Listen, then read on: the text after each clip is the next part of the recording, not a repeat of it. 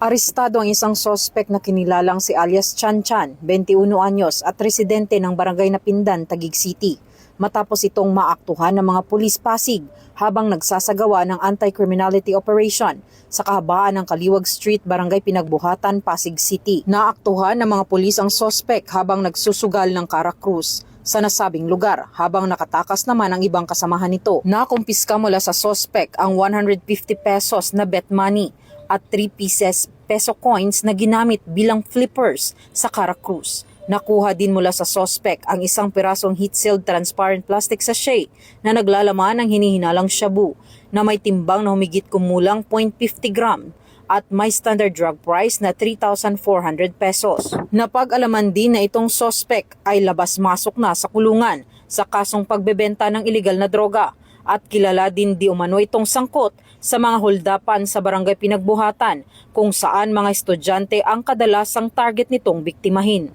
Mahaharap ngayon ang sospek sa patong-patong na reklamo. Kasalukuyan naman itong nakadetain sa Pasig City Police Station Custodial Facility para sa kaukulang disposisyon. Ito ang bagong PNP para sa bagong Pilipinas. Serbisyong mabilis, tapat at nararamdaman. Mula dito sa Eastern Police District, ako po yung Police News Network Correspondent, Patrolwoman Jenny Midolor Mabayaw, alagad ng batas, tagataguyod ng Balitang Pulis.